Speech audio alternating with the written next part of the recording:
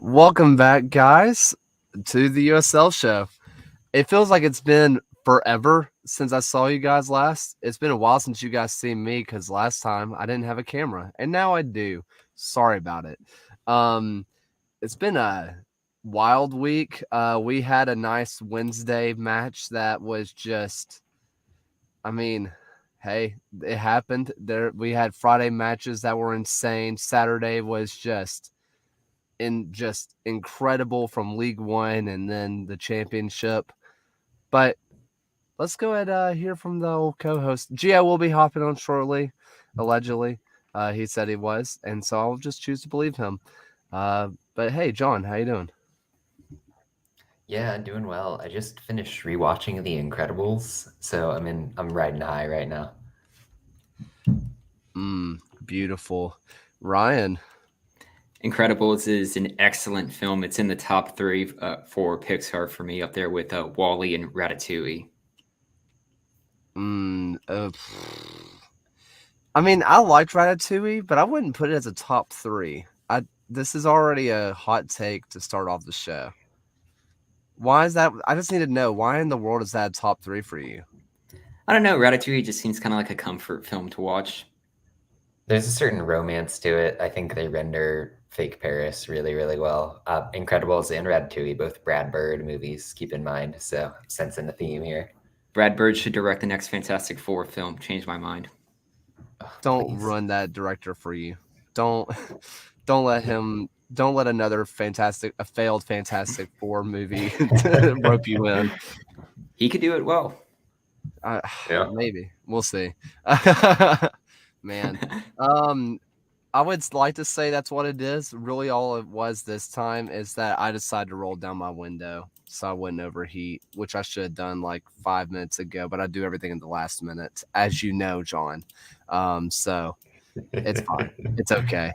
But man, what a week that was. And before we even jump into shock and no shock and predictions and all that kind of stuff, I put it in our show notes that I hope it got brought up, but I just want to bring it up to start off with, y'all, that El Paso versus Colorado Springs match.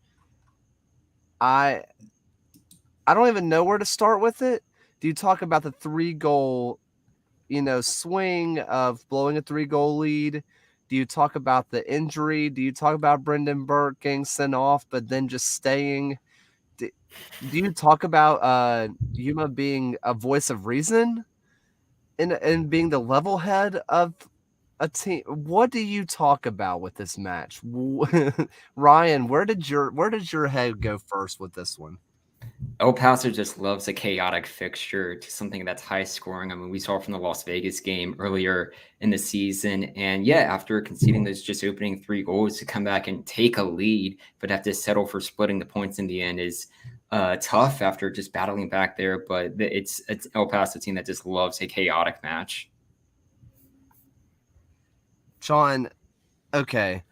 I think it's pretty much universally believed that the match should have been stopped. Sure. But I mean, what in the world do you even make of that? How do we, I mean, what is a ref supposed to do when at that point it appeared that El Paso was going down fairly easily? Maybe he didn't see the head injury and he just thought they were just faking another injury. What do you do with that? It's really an impossible situation. I feel for El Paso. I think trend-wise, you've seen in these past couple weeks a couple of really key decisions at the end of games that have proved crucial.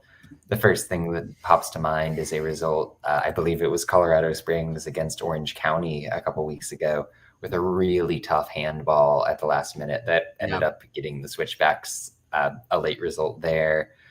This was another one where it's questionable, and I hate to throw referees under the bus, but these are big decisions that you feel like are getting missed, and it really is going to affect things down the stretch if this switchbacks team gets a home playoff game with the way they're playing. how much of that can you credit to referee decisions going their way versus the quality versus weighing that with what they're doing defensively? It just complicates what should be a discussion focused on the play on the pitch. I think luckily in this, and you mentioned Colorado Springs because, like you said, they've appeared to have benefited from this twice, pulling draws from both. At least those are 1-point swings and not 3-point swings. And also, at least it's Colorado Springs and not another team. Now, if a team, say Monterey Bay, who's come on strong recently and is really pushing for a playoff spot, if they were the ones getting those calls and they sneak into 7th by a point or 2 points, then you point at that and say, what's going on here? But if Colorado Springs gets a home playoff game, no one bats an eye, even with these 2 draws. I feel like pro refs have been kind of let off the hook with those 2. I don't know how you guys feel about that. I mean, you could also look at this as 2 points lost from El Paso. If they didn't pick up the draw out of this one, they would be certainly in a better chance of getting into a home playoff spot than they are currently being 5 points behind New Mexico. True. New Mexico, or rather El Paso, isn't even guaranteed a playoff spot at this point because they've not been in the hottest form.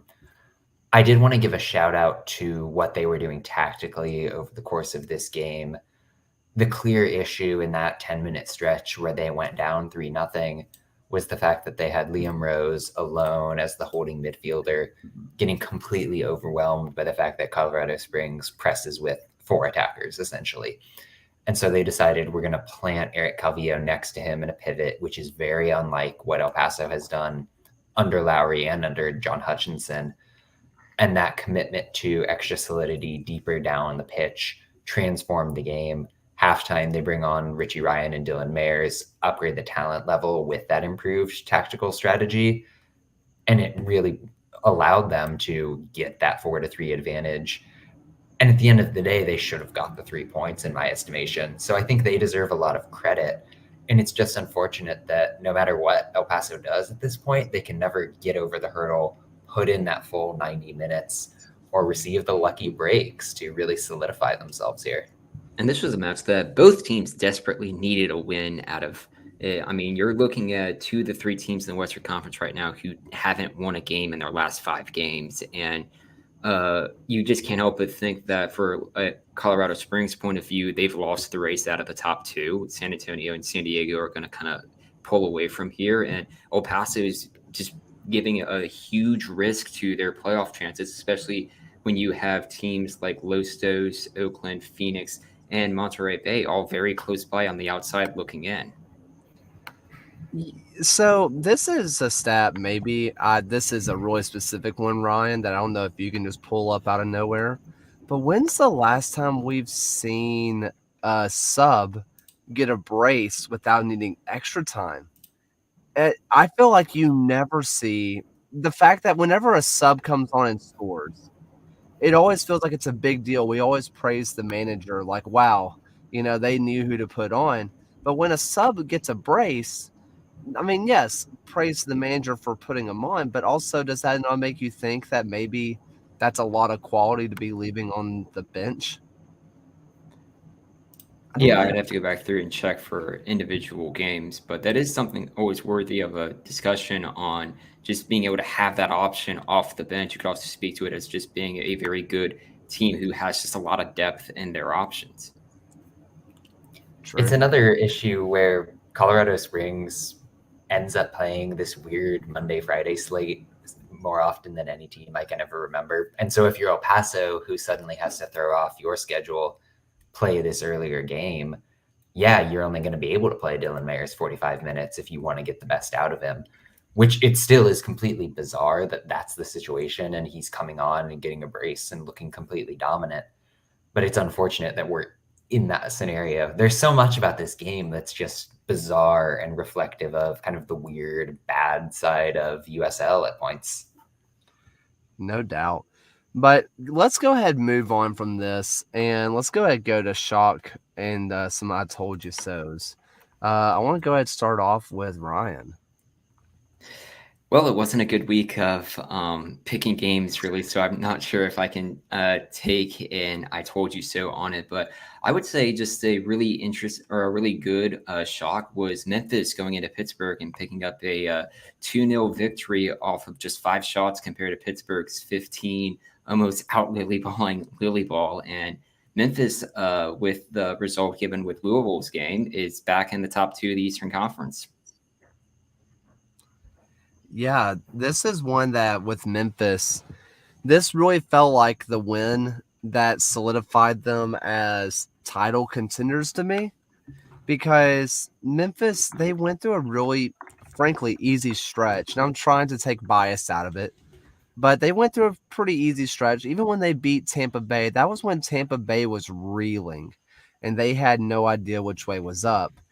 But they just beat a really good Pittsburgh team in Pittsburgh. And despite only having those few shots, watching that match, Memphis kind of dominated.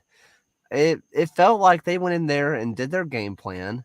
They were not looking to control the ball and, just create loads of chances. They were there to take their chances, and they were clinical.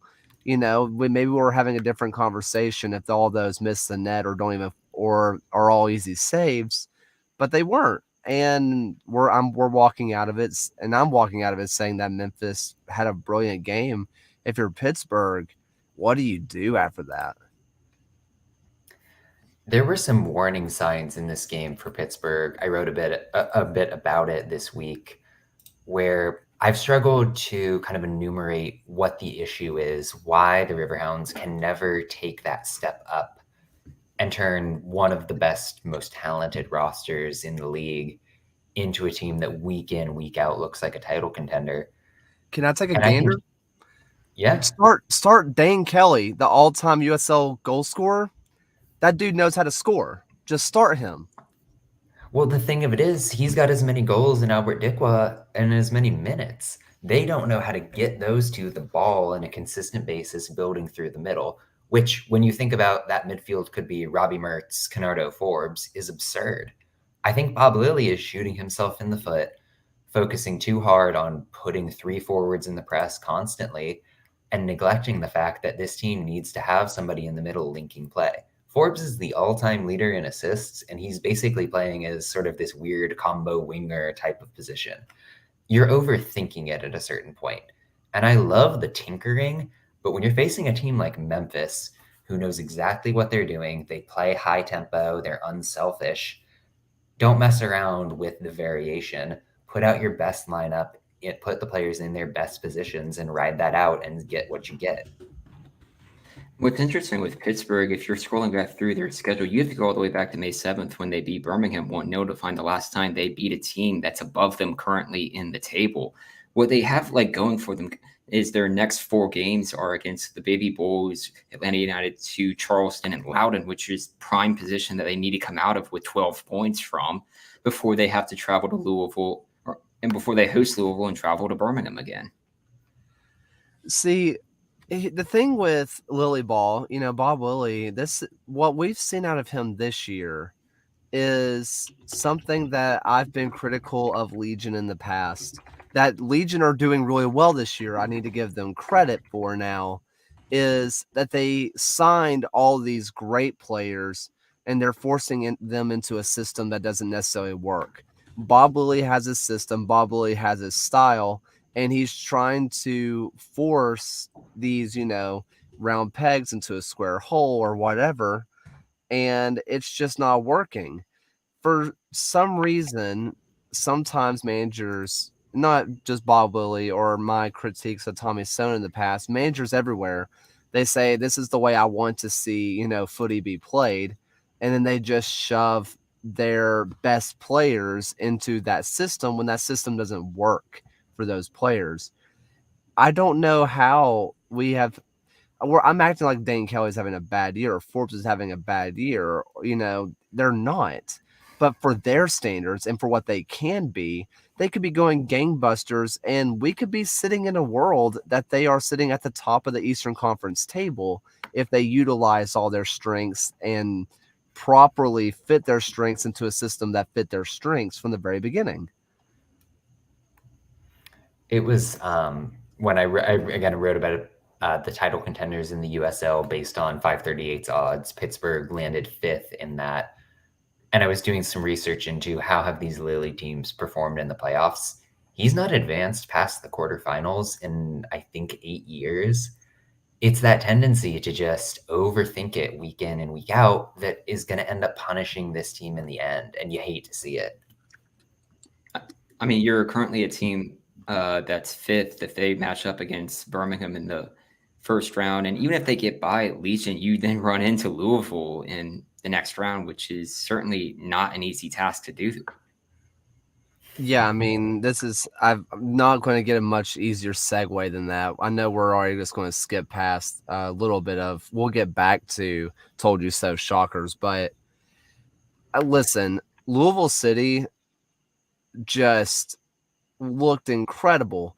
And the goal that they got, you can call it fluky, you can call it weird, you can call it whatever you want, but there's no doubting the defense for Louisville City is what people should be paying attention to.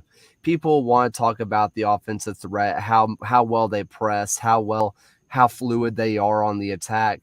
But I feel like somehow their defense gets very overlooked, and boy, did it look incredible against Tampa Bay. Yeah, I mean, they didn't allow a single shot on target.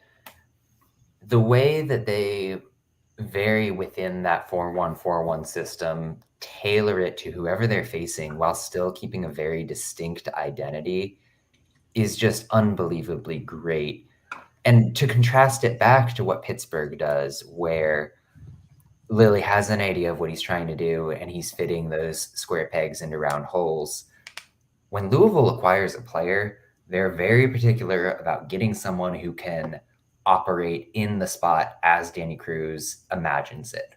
So I'm thinking about, say, Jorge Gonzalez coming back on a full deal after his loan last season.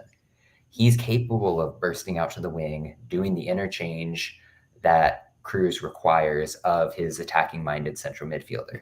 Mushagalusa can slide inside and has the physicality to bear that burden offensively when he's carrying the ball. Manny Perez is a great attacking fullback. When you take that capability, you take the tactical intelligence that all of these players have, and then you put it under a manager who knows how to set up a press, who in this match, for instance, is pushing those central midfielders higher up to deny Lewis Hilton while recognizing that Tampa's wingbacks aren't that important in build. It's really hard to beat when you're taking the talent, you're taking the management and combining it into something so potent. I mean, you're looking at, and Kaylor, you mentioned this with the defense. There have only been 3 teams this year who's managed to score multiple goals on Louisville City, 2 of them being Monterey Bay and Los Sos, who aren't in playoff spots at the moment. If you're looking at more of their clean sheets, they have 12 of them of their 16 wins this year. That's more. They have more clean sheets than 19 teams in the league have wins. What a stupid league. What a stupid league that we follow and support somehow. And they may somehow might not even win the Shield because you still have San Antonio in front of them on 4 points ahead. I know. And it's really impressive. And I think with the win, San Antonio can clinch playoffs this weekend, correct? Saturday, yes. I think with some other conditions, but I'm not positive about that. But I mean, they're on the doorstep, and we shouldn't undersell what they're doing this year. No, not at all. I feel like obviously the bit of a kick in the mouth that was Loyal obviously put a little bit damper in their title parade that they were planning, but even most Loyal fans will look at that result and say that that's not exactly what happened. I think a lot of San Antonio fans should still be very confident in their team because, yeah, you should still be very confident in your team. This is an incredible squad who are just doing awesome things. I'm really excited to see what comes out of them later on in the season. I can't wait to see them in person when they come to Birmingham personally. I'll finally be able to tell Jordan Farr and Tanner that I'm actually proud of them and I like them, and they can't just ignore me like they normally do on social media. They may call the cops, but you know what? Hey, whatever. Worth. John. Oh, sorry, Ryan. You had something to say. I was going to Yeah, say, Ryan, if go for it. since Birmingham versus San Antonio is the penultimate match day of the season, you could very well see that being a shield clinching game. Oh, I don't like that. Okay. All right, we'll just skip past that. Listen, John, what are your shocks and told you so's, man? Shock-wise, the continued form of Monterey Bay. They're on the doorstep of playoff contention. My playoff odds model has them above 20% right now. Everything for them starts defensively. I was tooting my own horn a bit on Twitter, talking about how preseason I did that tactics show about don't sleep on Kai Green and Hugh Roberts as potentially one of the best center back combos that this league is going to see in 2022. And it was ugly early. They started off the year getting massacred by Phoenix. Roberts and Green weren't able to play together in a lot of that early stretch. Over the course of the season, Monterey is negative 11 on goal difference. With Roberts in the lineup, they're dead even. If you project the form that Monterey is in since Cardinal Stadium opened, they would be above the pace to get into the playoffs. They're matching what Oakland did last year to get into the playoffs in that last spot, and Oakland did it on the back of a really strong defense. This team isn't going to score on you. They're the worst offense in the USL in terms of expected goal creation. But they've got this 4 at the back, 2 banks of 4 when you consider that midfield, that just compacts down, beats you down, scores off of set pieces and counters, and gets the job done. And yes, this past weekend, Sacramento didn't have Roro Lopez. They were on the road, but you can't discount what Monterey is doing right now. No, and something I talked about with Alan when we did my pre-match preview for Legion was Monterey Bay is going to look like a bad result to people who aren't following along. But when they are organized, I don't think it's a stretch to say that they might have the most organized back line I've seen in a while. It's not just they have a quality center backs and full backs and whatever that can just drop back and create a real 4-man back line. When they're rolling and if they want to stop you, they will legitimately drop 9 men behind the ball, and they're spaced apart. They are in a true organized formation with 9 men behind the ball, not just clumping up and having 3 men attack the ball. They look good when they are essentially parking the bus. And so it becomes an effective strategy where they will just outdraw you and out frustrate you, where they can get a counterattack or they can get a corner and they can put their head on it. Hugh Roberts gets his head on it and wins. Somewhere in England, Sean Dyche is loving this Monterey Bay team. But you're looking at a Monterey Bay team who, of their last 7 games, they have 6 shutouts, and the one game they lost was to San Diego, just conceding the 1 goal. And John, you had mentioned the team just doesn't score that many goals. Only 8 times this year have they scored multiple goals in a match, and unlucky for them, only 4 of those were wins. Yeah, this is a Monterey Think about Bay. that San Diego game real quick. They had the better chances there. Sam Gleadle was a terror in transition, and Coque Vegas carried San Diego to get that win at the end of the day. That was a good performance for a team that has won a lot of games in very few matches right now. And let me tell you, after watching Vegas in person, I'm really impressed with what I see out of him. His ability to be a 4th center back goes super underrated, I think, in the USL. He is truly a 4th center back in that back line for them. He's a real deal keeper, man. I don't know. I'm really impressed. I'm really, really impressed with what I'm seeing at Monterey Bay. John, what about some told you so's, dude? Yeah, it feels rote to say told you so about San Antonio in a given week, but they can, I mean, coming off of the meh results against Loudoun, where they got a 2-1 win but didn't look great doing it, against that loss with San Diego, maybe it is a bit of a resurgence, but they took it to Las Vegas in that game. They completely controlled Danny Trejo and Cal Jennings in transition.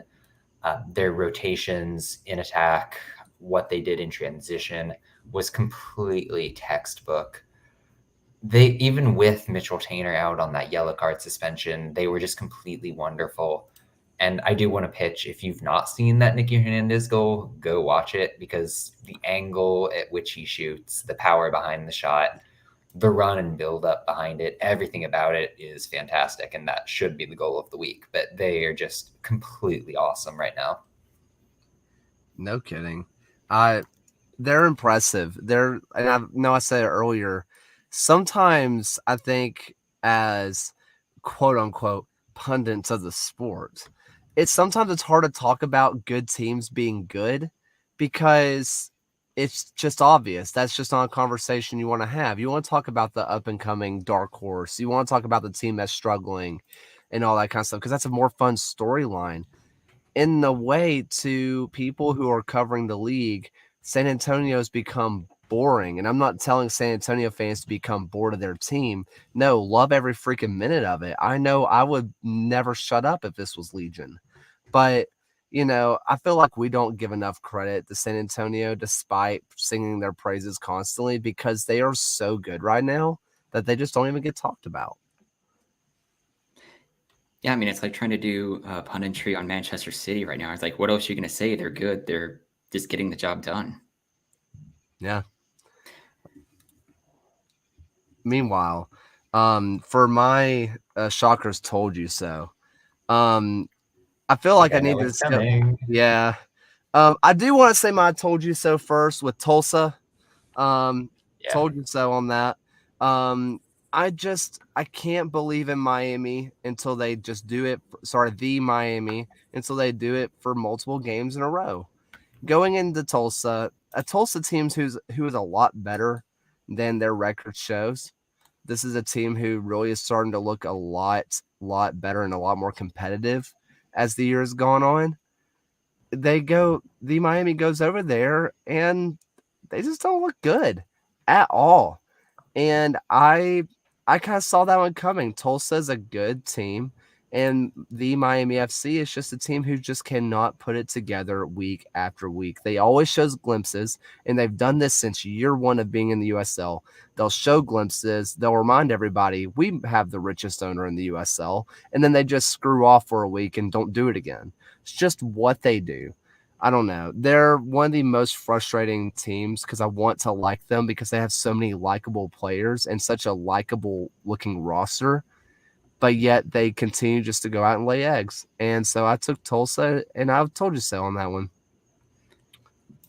Yeah, I mean, you have to think if we're talking about kind of just gaps within the Eastern Conference right now, that a home playoff game is just kind of just slipped out of reach for Miami at the moment.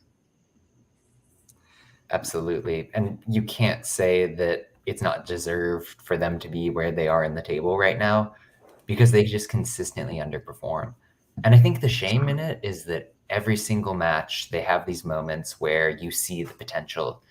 Aiden Stanley is bombing from the center back spot, completely overloading a side, and he's got like Joaquin Rivas and Kyle Murphy in front of him. Mark Segbers goes and cuts halfway across the pitch to score an insane solo goal. And then they're just out of ideas for the rest of the game other than that. It doesn't quite make sense, that disconnect between what Miami should be based on this roster and where they're at. And full credit to Tulsa in getting that win. I think Dario Suarez getting the goal and assist against his former club is completely awesome to see. The way that they've bought in with Donovan Ricketts, overcome the struggles that they had in that early mid part of the season to get back into the mix, even if it is still a slim chance they make the playoffs. Really awesome. I want to shout out Bradley Bourgeois in specific. They've moved him, who he traditionally plays as a fullback, bombing up that touchline, to be their centermost central defender in the back three. He's been the captain for a while, but those organizational skills, that communication that he brings, has turned this into quite the potent defense, which isn't something anyone could have imagined at the point when the coaching change occurred. So full kudos to what Tulsa has done, and I'm excited to see how it bears out for the rest of 2022. When they first beat Birmingham several weeks ago and they shut out the Legion, I know a lot of people were like, oh, you got shut out by the worst defense in the USL. But the defense they put out against Legion that day was something I hadn't seen out of Tulsa really ever. And it was a really, well put together, really well put together defense that was nice formation to it, something that actually had to be broken down and not just breaking themselves down. So I really like what's happening with the Tulsa defense because since that match, they have been a formidable side. I really like what I'm seeing. As for the shocker, I've eaten the bug on every single platform ever, and I need to eat it one last time. I picked Loyal to beat Legion, and I said that until Legion beat a real deal title contender at home, then I'm not going to pick Legion. Walking out of the tunnels, Coach Cano Smith looks at me as the game is about to start and says, "Oh, so you picked against us," and just walked away. And I knew at that point, everybody knew. And after the game, as it's a 1-0 loss, I'm putting my hands up and I looked at everybody. I was like, I was wrong. Everybody told me they were like, you picked against us. You have no faith. You have no faith. And you know what? They were right. I didn't.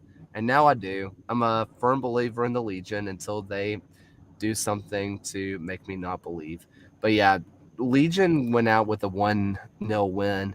And it wasn't like the Memphis 1-0 win where that, and now looking back at it, it's a really impressive win because Memphis has still continued to go out and do it. Legion actually looked like scoring more times than just the one goal. It wasn't like one goal sneaked in and we snuck in, and then we decided just to park the bus for 70 plus. We just kept attacking. We just kept going and kept pressuring and forcing Loyal to play Legion's game. And that's something I had not seen out of Legion at home. So that was a massive, massive shocker for me.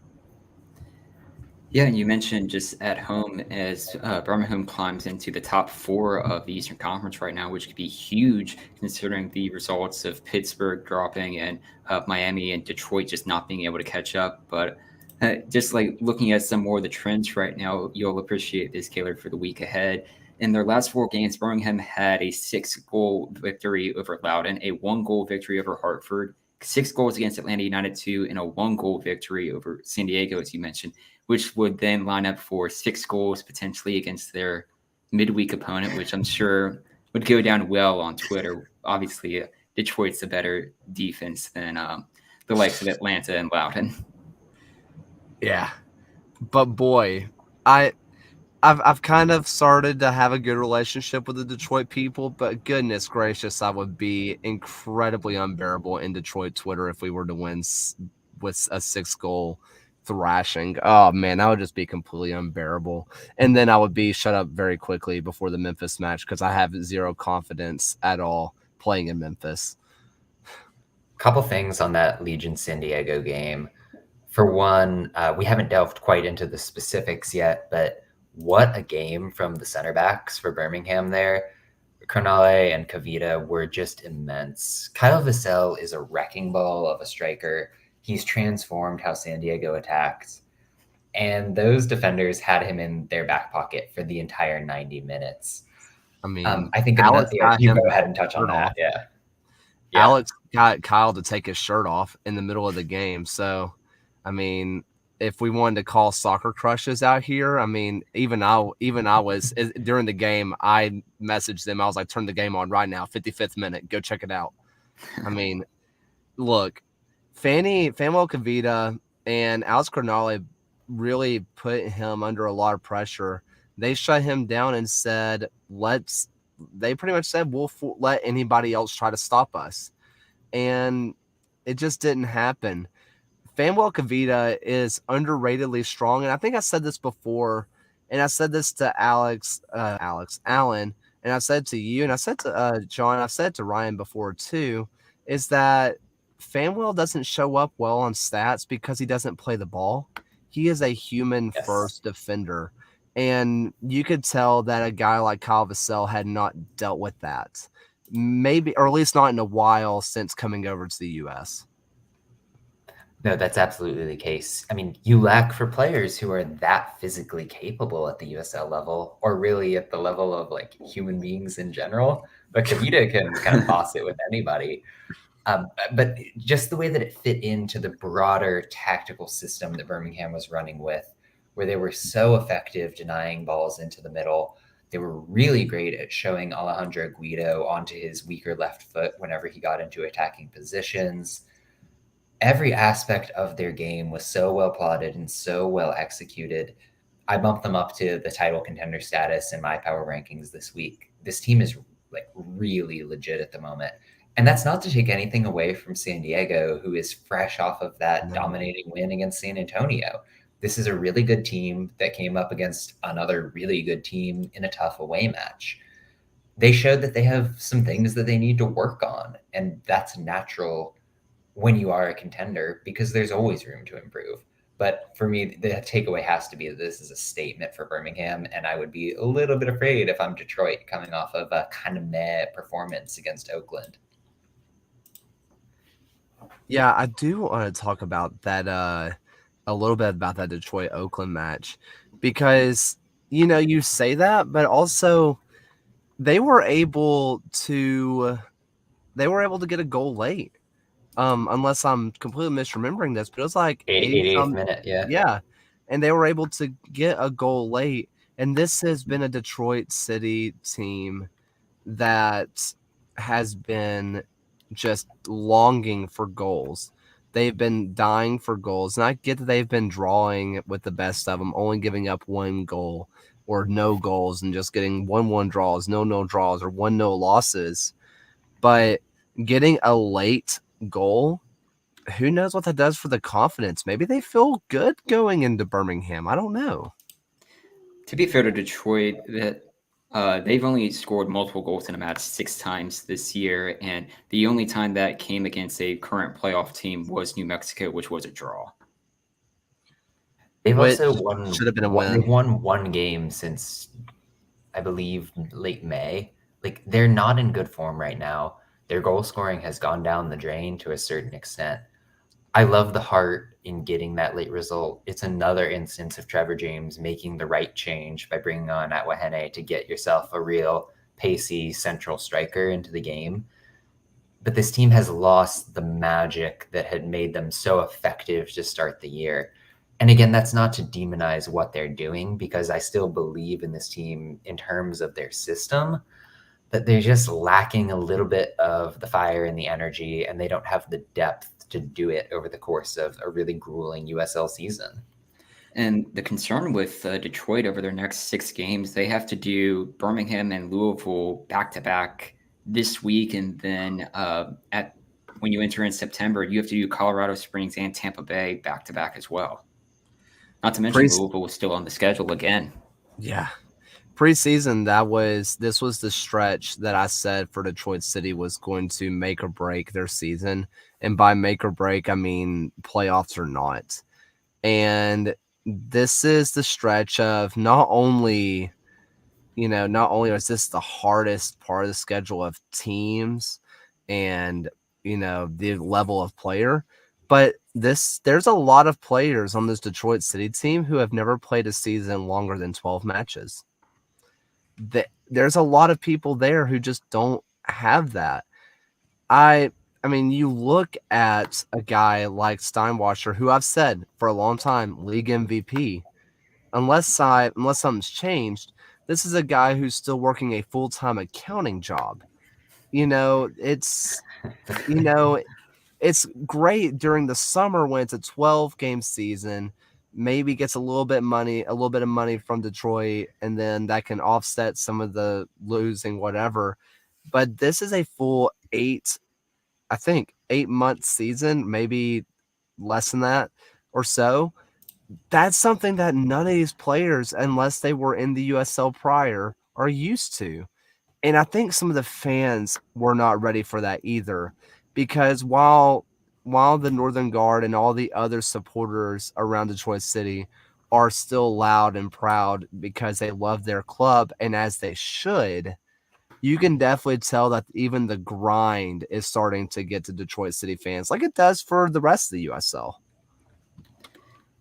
An interesting discussion could be if you're looking at FC Tulsa's just next 4 games, you have Indy 11, Hartford, Loudoun, all of which at home, by the way, and Atlanta United 2. Could you see a Tulsa team substantially close the gap on Detroit, who, as we've mentioned, has 2 really massive games this week? Detroit does have a match in hand, but the gap is only 8 points. If there's going to be a stretch for Tulsa to catch up, this has to be it. If they do not close the gap to less than 3 goals in the next 3 matches, I think Tulsa's chances are out the window. But Miami or Detroit, if they hit a bad run and Tulsa gets hot, I mean, the 7th position is still wide open in the East to me. Yeah, out of these next 4 games, that has to be 12 points. Yeah, I mean, they dug themselves into enough of a hole in the early season where it was always going to be a tall task, and I completely agree that it has to be a 12-point stretch. But given that schedule, you never know. True. Well, there's a lot of conversation that we could have, but I do want to have a little bit of League One talk because boy, do we have to, because there was a massive match out in Greenville.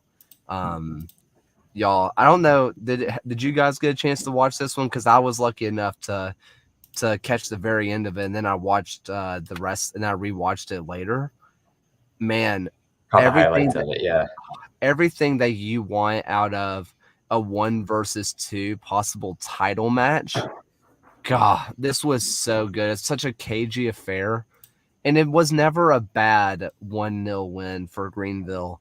They never looked bad when they were playing. It was just constant, just punch, counter punch, and no one let it in, and then just finally knockout blow at the very end. It was an incredible match. Yeah, and Greenville go back atop the table as Richmond has to relinquish the lead, but still it's going to be back and forth like this for the rest of the season. And it speaks to the fact that Greenville, even after a little bit of a struggle in the past couple weeks, if you could call it that, I think there's a bit of bad luck there as well, is still the team to beat in this league. They have enough quality, enough heart to grind out these results, and you can't discount that when they just have that innate quality that earns them these games. I mean, I guess you have to look down in 5th at Union Omaha with only 18 matches played. You know, they win all those matches, they can find their way back up there, but also they haven't looked like U.S. Open Cup Union Omaha all season long.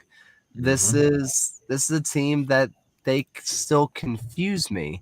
And I say that, but every team in USL League One confuses me. Greenville's at the top of the table with a goal differential of 3. I want to keep making the comment of it's still early season. We don't know. We're well over halfway through the season. And it's like it's the 3rd week of the season.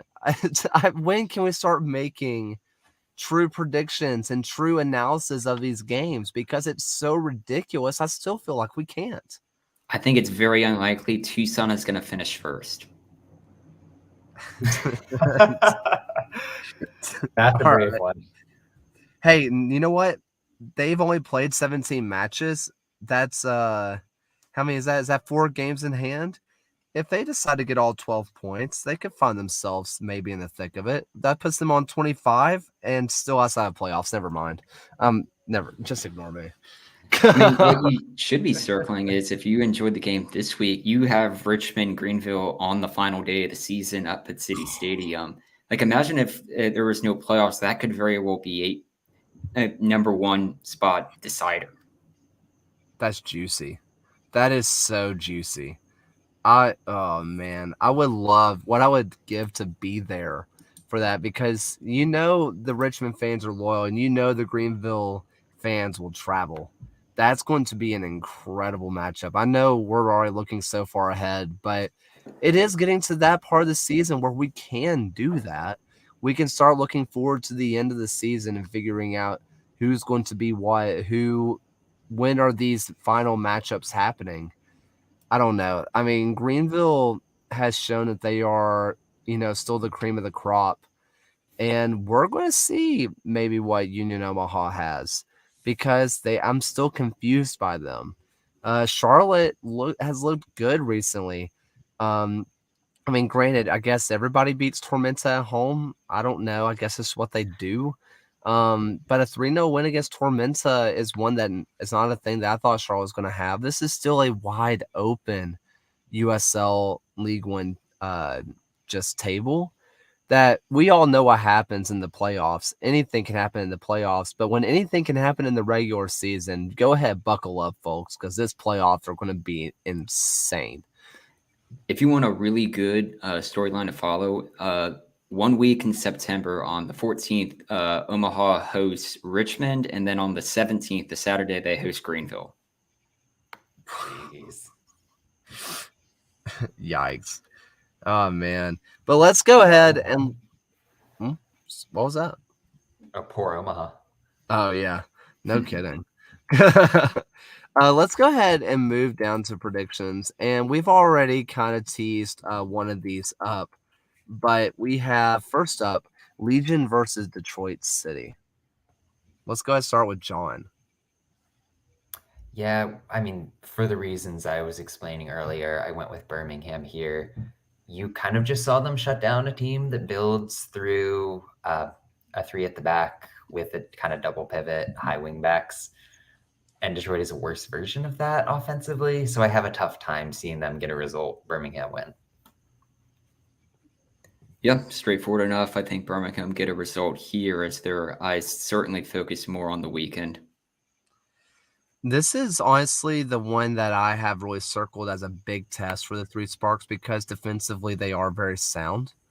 And Legion have struggled to break that down at home. So we'll see if this newfound system will be able to do that. Out of the matches, this is the one that I really, really fear about dropping points on. Not saying that we're guaranteed to beat Memphis, and I'm sure we'll talk about that, but this is the one that I feel like I think a lot of Legion fans and a lot of people are giving an automatic dub to that maybe they should hold off a little bit on. But I still went Legion mainly because everybody got mad at me when I didn't. So don't make me look bad, guys. Next up, we have a struggling New Mexico United versus a high-flying area code FC of Memphis. Yeah, I went draw here. I think that being at home does a lot for New Mexico. They, by the numbers, and I mean by the eye test for a certain argument, have one of the best crowds in the USL. Memphis is good. Memphis obviously attacks with the best of them. But I think that New Mexico is starting to figure it out. I really like them bringing back Kevon Frater. Amanda Moreno is getting back into the mix. Christian Nava had a big game after missing a lot of matches. It feels like even if they're not getting the results and their defense is suspect, they're figuring things out enough to get at least a draw on this one. It's interesting. I am backing Memphis to win this one. If you're looking at New Mexico's home record, they haven't won a game at home since RGV on July 6th, and they haven't beaten a team currently occupying a playoff spot at home since Las Vegas in the first match of the season. It would certainly, I think New Mexico is definitely a tough place to go into and play, but I just have to think Memphis is just on the better run of form here. I went with Memphis here as well. I understand that New Mexico is looking better, but until they get the results, it's hard for me to see them walking away with it. This is realistically one that I can see a draw. I just still don't see New Mexico winning this one. Next up, we have a Sacramento versus Colorado Springs. Last time these two teams met, Colorado Springs was sort of at the beginning of their run of mediocre form, and they got a 3-0 win. there's something about the way that their system operates, how they press, how they play at such a tempo that gives fits to the Sacramento team. And I ended up giving that credit to give us win to the Switchbacks. It's interesting with this one for Sacramento. You have to go back to August 3rd when they beat New Mexico 2-1 to find their last game with multiple goals. But going back all the way to June 18th to find their last win at home, I think it's certainly going to be a tough task, but I'm going to go with a draw here. For me, I ended up going with Sacramento because this is still a hard place to play at home. Or going away to Sacramento is still very difficult. And the Colorado Switchbacks just haven't been, I guess, who I thought they were lately. And I mean, Audrey Berry is going to do Audrey Berry things, obviously, but I don't think the point is necessarily to shut them out. Sometimes it's just to wait till their defense makes a mistake, and they will. And also, they will probably be without Brendan Burke, and probably for a while, actually, considering the fact that he just decided to not leave the pitch to celebrate with Wheeler, who I still cannot figure out is an attractive man or not. But yeah, I went with Sacramento in this one. Next up, we have a fairly interesting matchup for weird reasons. We have a high-flying San Antonio team who could clinch the playoffs this Saturday, other results helping, versus a Rio Grande Valley who has silently snuck to the bottom of the Western Conference table. RGV's best games come against teams that try to possess, where they can really get their press going into that front three. San Antonio is the lowest possession side in the USL. They make a game out of sitting back, forcing you to push men forward to break them down, and then destroying you on the counterattack. San Antonio is better on talent. They have the tactical edge. I locked them as my winner here. Yeah, I mean, it's the top of the Western Conference going up against the team who now finds himself bottom of the conference. It seems straightforward enough. San Antonio locked to win. This one does seem straightforward, which is why I hesitated with it a lot.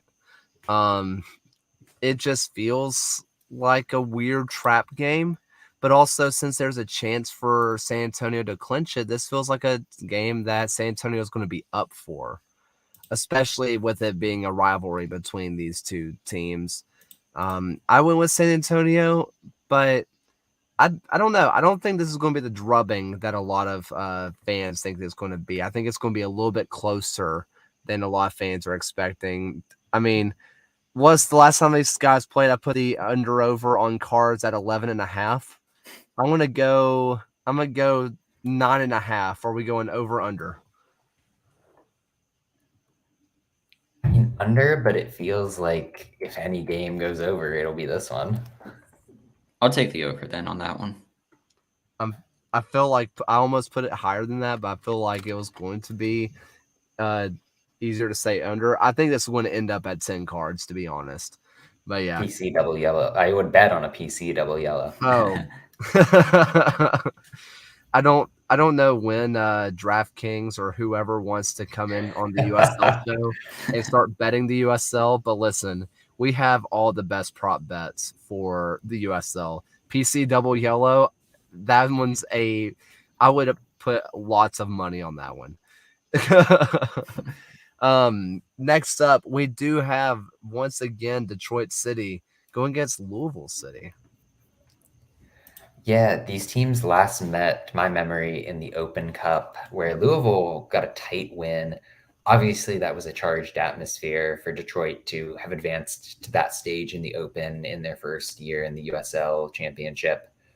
They were at the peak of their form, and they still couldn't get it done against Louisville. And now the tables have turned where Lou City is playing just impeccable soccer. Detroit is a little bit off the pace. That marks 2 losses for Detroit this week because I've got Louisville winning. Yeah, I had originally put down a draw within our chat, but the more that we discussed it tonight, I felt like Louisville was just in a fantastic run of form. And one of the things that at least sticks out to me was Detroit on their 9 wins this year. 5 of them they scored multiple goals in, and I feel like that's something they have to do to beat Louisville on this weekend. I feel like they need to be scoring multiple goals in this match to get the results, and I don't see that happening. I'm gonna pick Louisville to win this one. We've seen Louisville have a couple of stinkers, as in Los Dos and Monterey Bay, but it's a Saturday match. Louisville fans are going to be going up to Detroit. At least put a little bit of cut into that rowdy crowd that's going to be in Keyworth. I decided to go with Louisville City here as well. Next up, we have some good old-fashioned Southern Harm in Memphis, Tennessee. 901 versus Legion.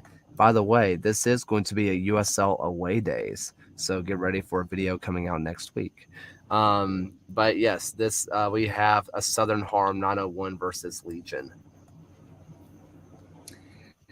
So last time these teams met, Birmingham was just finding the joy of that 4-4-2 style pressure.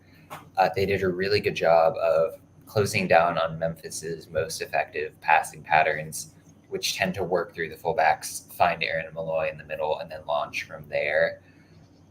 I think that they're capable of repeating the trick, but it's going to be harder. Memphis has grown as a team and really found some diamonds in the rough within the depth of their roster. Having the home game is big, but I went with the draw here ultimately.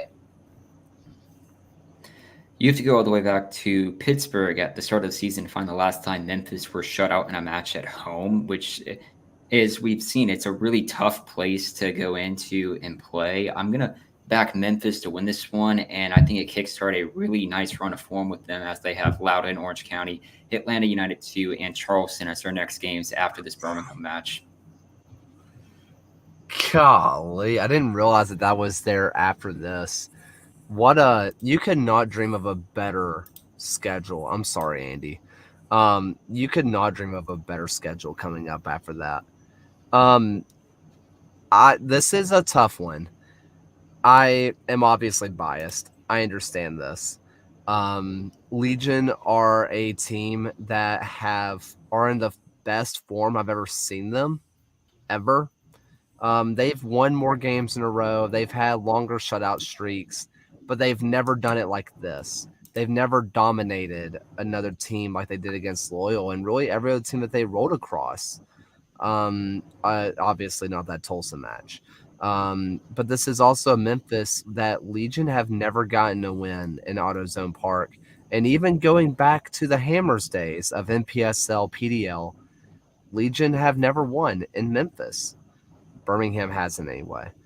This is a match that it feels like it's going to be a draw or a Memphis win. But, last week I called out the boys to say, prove me wrong. And that's when I picked Loyal. This week, I'm going to call out the boys again, prove me right. I'm going to pick Legion to win this match to get their first ever win in AutoZone Park. Next up, we have sneaky great match that is not getting a lot of love, and that is Colorado Springs versus the Tampa Bay Rowdies. Colorado Springs is just a matchup nightmare for everyone they come up against because they are so fast, they're so fluid. But if there's a team that can pick them apart defensively and change the dynamic of the game right away, it's this Rowdies side. The Rowdies suffered against Lou City because they were outnumbered in the middle of the park, and Colorado Springs doesn't approach the game that way. There's a real scenario here where you start Lewis Hilton and Nikki Law. One of them finds, take your pick, whether it's Fernandez or LaCava. It turns into 1-0 quickly, and Tampa carries it. And then that defense rides them out. And that's kind of what I see taking place here. So I'm at Rowdies, but I feel like I can just call a mulligan every time the Switchbacks play because they're weird, man.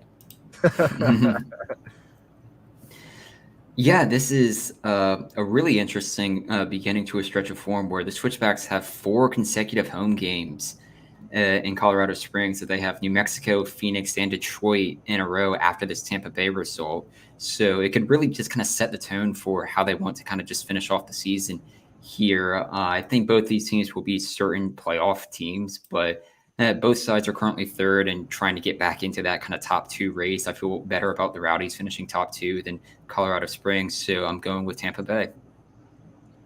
I went with Colorado Springs here, and I was thinking draw, and I've said this before, if I think it's a draw, I'm going to hedge home team. And then I really started thinking about who the home team is here. We're talking about a Tampa Bay Rowdies team, and I know humidity is awful. Believe me, I know. But there's something about being on the coast, being basically, I don't know how far at or below possible sea level. I guess they could technically be at. I don't know how that works or how much above they are. But going that far up into altitude into a dry, air where oxygen just like stops existing, I feel like we're going to see a lot of struggle out of the Rowdies. And I took Colorado Springs here. I just think that maybe the offense for Tampa Bay won't be able to maybe figure it out, so to say. But like John said, Colorado Springs is just weird, man. I don't get them. Next up, we have El Paso versus Loyal. This is another weird one because El Paso is so up and down. I think San Diego comes into this game with a little bit of a chip on their shoulder. They want to prove that San Antonio wasn't a fluke and that they're better than that Birmingham game.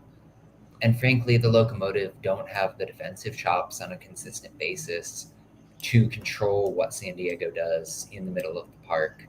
I think Vassell has a real edge on someone like a Yuma who's less physical and less nimble at his age. This feels like it's going to be a Loyal win for me. Yeah, I just feel like San Diego's just in a better run of form here. You're looking at an El Paso team of just no wins within their last 5, alongside Colorado Springs is the only 2 playoff teams in the West with that. And San Diego takes care of business and puts on a little bit of pressure for San Antonio for that top spot. Yeah, I went with Loyal here. My biggest thing that I was struggling with, I keep wanting to pick El Paso because I keep thinking that surely this run will come to an end and they'll have a big dominating win because El Paso still has a good roster and I still want to believe in them. But then they keep playing switchbacks and they keep playing Loyal. It just doesn't feel like this is the match.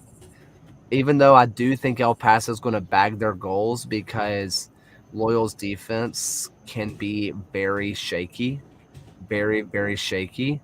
I think El Paso's defense is just as shaky and rough at times.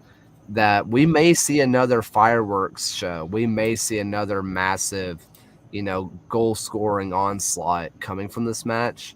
But I think that this time El Paso finds himself on the wrong side of it. Next up, we are going to be moving on over to League One and what is Chaos Central. And that is Union Omaha, who has only played 18 games, that has still looked good despite having what a lot of fans would call a down season, versus Charlotte Independence, who is somehow having a good season despite all odds of not signing anybody during the offseason and signing all of their players in the middle of it. Who we got? Fun dynamic here where Omaha has given up 2 goals in their last 5. Charlotte is a pretty high-powered attack. You think about the Miguel Ibarra, the Obertan. Corey Bennett is going to be the great game breaker here. He had a hat trick a couple weeks ago. He's kind of scoring for fun at this point, bringing it where he had the underlying numbers all season, and he's found that finishing touch, and I think that makes the difference for an Independence win. I went with Omaha on this one. They're currently in the middle of a 3-match homestand, but what was interesting to me is just looking at their home form. They just have 2 wins in Omaha this season in the league, and that comes up against a Fuego team and a Tucson team who are both currently outside of playoff spots. That they need to start picking up just kind of these home results if they just kind of want to continue moving up the table, especially if they're in the cusp of hosting a home playoff game. With a win this week, they'd move into one of the top spots of just for the playoffs. I'm going to back Omaha to win this game, but it's still a very kind of nervous prediction. Have we found out if Corey Herzog can play? Because he got into a game 2 weeks ago. I mean, cameo, but okay, so I guess the U.S. Open Cup does not count as an appearance for a club within, or since it was a semi-professional team? Different competition. If it was in the cup, he would be cup tied, but no dice in League One. He's good to go. Because I remember that you can only play for 2 teams in a season. You can't play for the third. I didn't know how in the world that would work. That was, and I couldn't remember. I didn't know how, because he showed up in Des Moines. He played in that. In fact, did he play against Union Omaha in that match? Boy, he may well have, which is hilarious. I think he might have. That was so, what a weird, that's so bizarre. I went with Omaha here for kind of the same points of Ryan's, that they need to start picking up home wins. I think this is going to be a Charlotte team that's going to push them for all 90. I think this is going to be a fun affair, but I also think that Omaha is going to be very, very like just a party, because this is going to be a playoff game, an early playoff game for them. They have to win. So real quick, not only did Corey Herzog play, he opened the scoring for Des Moines Menace against Union Omaha. How in the world is sure? Because I know, isn't the rule, somebody in the chat, please correct me, but you can only play for 2 teams in a given year. I'm thinking it's the semi-pro thing, the amateurism of it. But I mean, Corey Herzog was paid. Surely he's not strapping to Des Moines for no money. Yeah, he was not going to Des Moines as a player coach. There's no way, right? No way.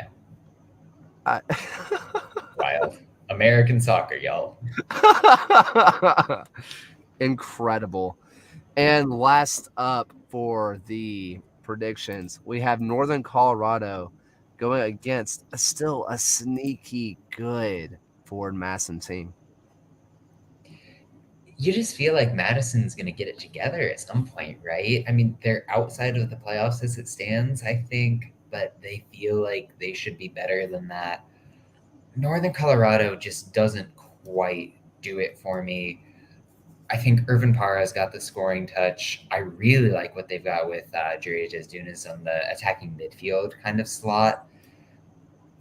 They lack something that puts them over the top. Madison's back 3 is really solid, so I've got them winning this one.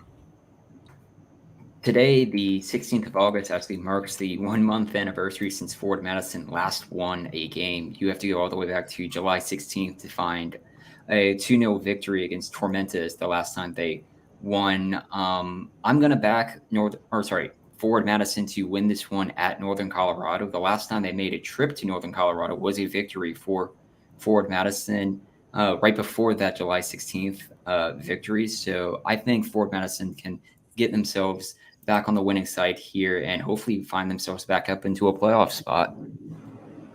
I mean, like you said, Ford Madison's last away win was July 5th against Northern Colorado. I mean, before that, unless I have it written down wrong, their only other away win was at Richmond, because this league makes sense. They have 9 draws this year, right? Which is incredible, just incredible stuff. I don't know how Madison continues just to go out there and get results while also dropping results all the time. They always seem to find the late game winner, and they always seem to find the late game loser. You can't leave a match early for Ford Madison, but I'm with you, Ryan. This feels like the match that Ford Madison finally gets back on track. and they get a win. I took Ford Madison. All right. That's been a long show. Unless anybody has some other USL comments, I think that's going to be it. So, some final thoughts from the people. Ryan, let's start with you. Just that we're getting into the better weather period of time of the year. Fall is just kind of my favorite time of the year for just weather. So I'm ready for cooler temperatures, especially for when I run. Although it's always around this time that North Carolinians have to deal with hurricane season. It's fine. Go take a video of just you running in a hurricane. It's a fun time. All right, John, what you got? Yeah, so I think I mentioned ceiling leak in my bathroom last week, and then it reoccurred this Tuesday. So loving that. Yeah, doubling up is always fun when you've got some issues in the apartment, but it is what it is. I'm still living. I'm still binging USL. So Wonderful. Love whenever there's a good apartment leak, and it always is great whenever you call them and then they fix it, and then they have to fix it, and then it's always your fault because they fixed it. Yeah, love that. That one's my favorite. Listen, I'm honestly stoked just to get really into this business end of the USL season. It's for the fully professional parts of this league, of the League One and the championship. I am so stoked that we are starting to finally get to the playoffs portion of this, that we're getting closer and closer. We're finally into that final second third of this season, and every match matters, and I'm stoked for it. I think, I'm trying to remember what all orchestra and like music stuff that I've been trying to keep up with. This week, I'm going to take it a little bit different. I'm going to go Shostakovich's 14th wind or string quartet. It's a different one. Just go ahead, get the lights off, just put the sound on, let your mind wander. It's a good one. Shosti's 12th string quartet. But that is about it for this week. Cannot wait to see you guys next week.